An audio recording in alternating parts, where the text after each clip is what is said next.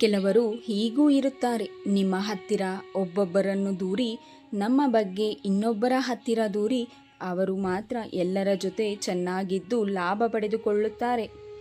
ಈ ಜಗತ್ತು ಅವಶ್ಯಕತೆ ಆಧಾರದ ಮೇಲೆ ನಡೆಯುತ್ತದೆ. ಚಳಿಗಾಲದಲ್ಲಿ ಸೂರ್ಯನನ್ನು ಪ್ರೀತಿಯಿಂದ ಸ್ವೀಕಾರ ಮಾಡುವ ಜನರು ಬೇಸಿಗೆಯಲ್ಲಿ ಅದೇ ಸೂರ್ಯನನ್ನು ತಿರಸ್ಕಾರ ಮಾಡುತ್ತಾರೆ. ನಟನೆ ಬಲ್ಲವನು ಎಲ್ಲರಿಗೂ ಮೋಸ ಮಾಡುತ್ತಾನೆ. ನಿಯತ್ತಾಗಿ ಇರುವವನು ತಾನೇ ಎಲ್ಲರಿಂದ ಮೋಸ ಹೋಗುತ್ತಾನೆ.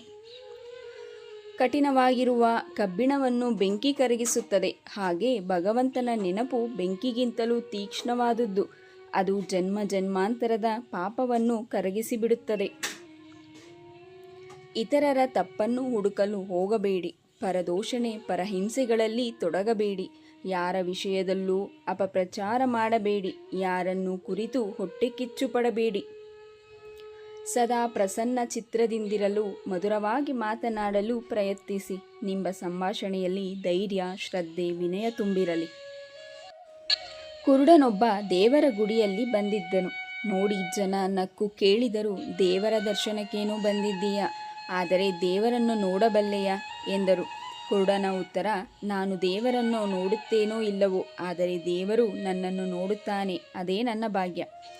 ಅಸಹಾಯಕರೆಂದು ತಿಳಿದು ಯಾರ ಹೃದಯಕ್ಕೂ ಅತಿಯಾದ ನೋವು ನೀಡಬೇಡಿ. ಪ್ರತಿಯೊಬ್ಬರಲ್ಲೂ ಪರಮಾತ್ಮನ ವಾಸ ಇರುವುದು ಸತ್ಯ, ಆದರೆ ಅಸಹಾಯಕರಲ್ಲಿ ಪರಮಾತ್ಮ ವಿಶೇಷನಾಗಿರುತ್ತಾನೆ. ಒಂದು ವೇಳೆ ಅವನಿಗೆ ದುಃಖವಾಗಲಿ ಮೇಲೆ ಎದ್ದರೆ ನಿಮ್ಮ ಸರ್ವನಾಶ ಖಚಿತ.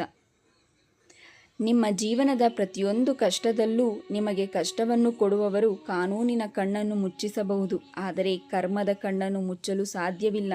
ತಾವು ಮಾಡಿದ ಪ್ರತಿಯೊಂದು ಕರ್ಮದ ಫಲವು ಅವರ ಖಾತೆಗೆ ಜಮಾ ಆಗುತ್ತದೆ.